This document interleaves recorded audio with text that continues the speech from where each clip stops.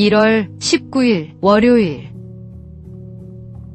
헨리 포드의 원칙. 자동차 왕으로 불리는 헨리 포드는 어려서부터 기계를 만지는 일을 좋아했습니다. 그 작은 흥미는 결국 가솔린 자동차 개발로 이어졌고, 나아가 대량 생산 체계를 구축하여 새로운 산업 시대를 여는 기초가 되었습니다. 그는 생산비가 절감되자 노동자의 임금을 오히려 올리는 과감한 결정을 내렸고, 이는 지속 가능한 경영의 모범이 되었습니다. 포드는 평생 붙들어야 할 원칙을 분명히 알고 있었습니다. 자신이 무엇을 하는지 확실히 이해하며 분명한 동기를 세웠고, 이는 그가 어려움을 뚫고 나아가는 끈기가 되었습니다. 또한 구체적이면서도 건실한 계획을 세우고 꾸준히 점검하며 목적을 향해 끝까지 걸어갈 수 있도록 의지력과 좋은 습관을 길러갔습니다. 더불어 그는 항상 다른 사람의 입장에서 생각하며 협력하는 태도를 잃지 않았습니다. 혼자 이루는 성취에는 한계가 있다는 사실을 잘 알고 있었기 때문입니다. 새해를 시작하는 우리는 어떨까요? 장애나 불행이 눈앞에 보인다는 이유로 쉽게 체념한다면 결코 목적지에 도달할 수 없습니다. 하나님은 끝까지 붙드는 사람에게 새로운 길을 여시고 작은 시작을 큰 열매로 바꾸시는 분입니다. 오늘의 말씀. 너의 행사를 여호와께 맡기라. 그리하면 내가 경영하는 것이 이루어지리라. 오늘의 만나. 하나님께서 주신 소명을 분명히 알고 계획하며 끝까지 나아가십시오. 함께 협력할 때 더 큰 열매를 맺습니다.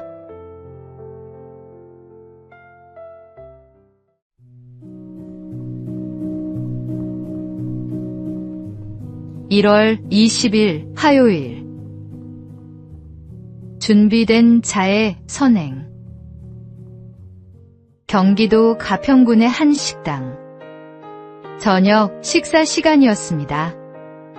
육군 정세호 중사는 평범하게 저녁을 먹고 있었습니다. 그때 한 시민이 갑자기 의식을 잃고 쓰러졌습니다. 입에서는 거품이 쏟아져 나왔고 호흡은 멈춰 있었습니다. 정 중사는 망설이지 않았습니다. 즉시 달려가 상황을 파악하고 주변에 119 신고를 요청했습니다. 음식물이 기도를 막았다고 판단한 정 중사는 하임리히법을 시작했습니다. 두세 차례 시도했지만 환자의 호흡은 돌아오지 않았습니다. 손은 여전히 차가웠습니다. 그러나 정 중사는 포기하지 않았습니다. 5분간 계속 복부를 압박했고 마침내 음식물이 나왔습니다. 환자는 호흡을 되찾았습니다. 119에 환자를 인계한 정 중사는 조용히 자리를 떠났습니다. 이 선행이 세상에 알려지자 정 중사는 말했습니다. 평소 부대 안전교육에서 반복 숙달한 훈련이 큰 도움이 됐습니다. 위기의 순간 그의 손은 평소 익힌 훈련을 기억하고 있었습니다. 준비된 자만이 필요한 순간에 쓰임받을 수 있습니다. 하나님께서 우리에게 주신 은사와 능력은 자신만을 위한 것이 아닙니다. 어려움에 처한 이웃을 돕고 생명을 살리는 데 사용될 때 그 참된 가치가 드러납니다. 오늘도 우리는 언제 어디서든 이웃을 섬길 준비가 되어 있습니까? 오늘의 말씀. 각각 은사를 받은 대로 하나님의 여러 가지 은혜를 맡은 선한 청지기 같이 서로 봉사하라. 오늘의 만나. 하나님께서 우리에게 주신 재능과 훈련은 결정적인 순간을 위한 준비입니다. 오늘 배운 것이 내일 누군가의 생명을 구할 수 있음을 기억하십시오.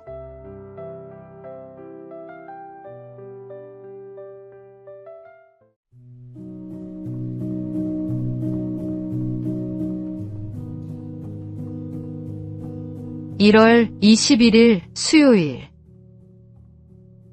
보이지 않는 경계선.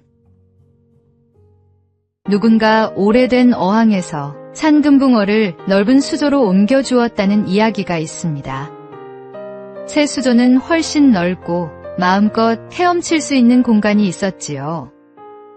그런데 금붕어는 넓은 공간이 생겼음에도 불구하고 단 한 곳만 맴돌며 작은 원을 그리며 헤엄쳤다고 합니다.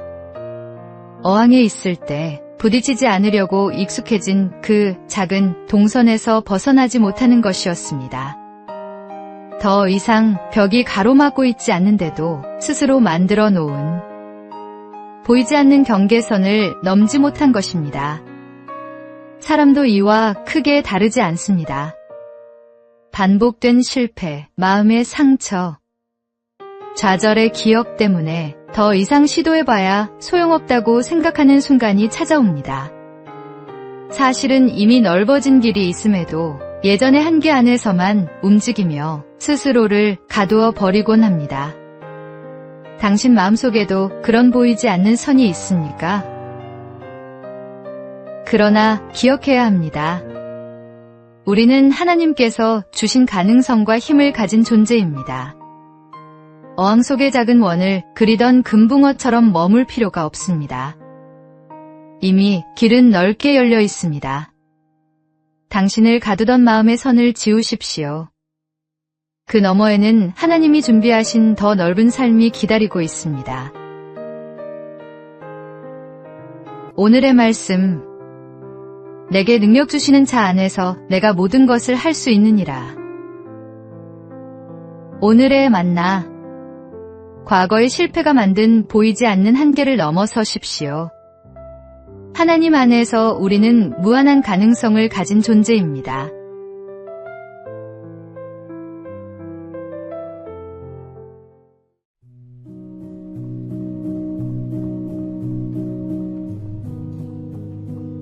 (1월 22일) 목요일.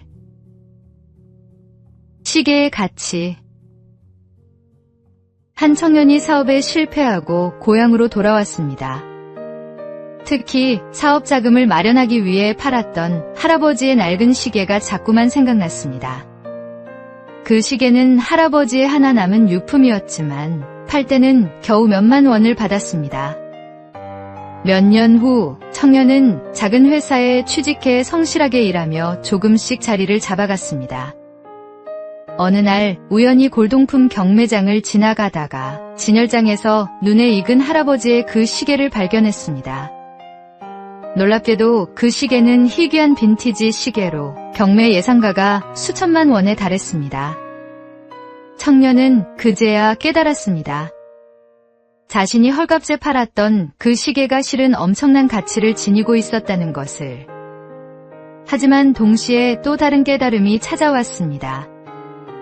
만약 그때 그 시계의 가치를 알았더라면 그는 시계를 팔고 더 큰 사업에 뛰어들어 더 큰 빚을 지고 회복할 수 없는 상황에 빠졌을지도 모른다는 것이었습니다. 그 무가치해 보였던 시계는 사실 그를 더 큰 위험으로부터 보호해준 셈이었습니다. 적은 돈을 받고 팔았기에 작은 실패로 끝날 수 있었고 그 덕분에 다시 일어설 수 있었던 것입니다. 우리의 삶에는 종종 왜 이것밖에 안 되지라고 불평하는 순간들이 있습니다. 그러나 그 부족함과 한계가 때로는 우리를 과욕으로부터 지켜주는 안전장치일 수 있습니다. 오늘의 말씀. 우리가 알거니와 하나님을 사랑하는 자, 곧 그의 뜻대로 부르심을 입은 자들에게는 모든 것이 합력하여 선을 이루느니라.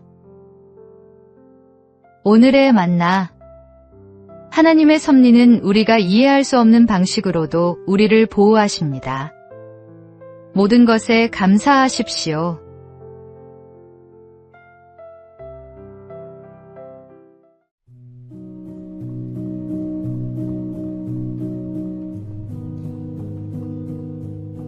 (1월 23일) 금요일. 일광일의 거리. 세상에서 가장 빠른 것은 빛입니다. 빛은 1초에 30만 킬로미터를 달리며 이렇게 하루 동안 이동하는 거리를 일광일이라고 부릅니다. 무려 259억 2천만 킬로미터나 되는 거리입니다. 놀랍게도 인류가 만든 우주 탐사선 중 가장 멀리 날아가고 있는 보이저 1호가 곧 이 일광일 지점에 도달하게 됩니다. 1977년 지구를 떠난 이후 초속 17km로 쉬지 않고 우주를 향해 나아가며 가끔 지구로 신호를 보내고 있습니다. 1990년에는 창백한 푸른 점이라는 유명한 사진을 남기기도 했습니다. 현재 지구에서 약 253억 킬로미터 떨어져 있는 보이저 1호는 2026년경 일광일에 이르게 됩니다. 우주의 시간으로 보면 49년은 찰나에 불과할지 모릅니다. 천문학자 칼 세이건은 우주 속 지구를 먼지 한 톨이라고 표현했습니다. 우리가 사는 이 작은 행성이 얼마나 미미한 존재인지 새삼 깨닫게 됩니다. 그러나 더 놀라운 사실이 있습니다. 광대한 우주를 말씀 한마디로 창조하신 하나님께서 그 우주보다 작은 우리 한 사람 한 사람을 기억하시고 돌보신다는 것입니다. 가슴이 답답하거나 내 문제가 너무 커 보일 때 우주를 창조하신 하나님을 바라보십시오.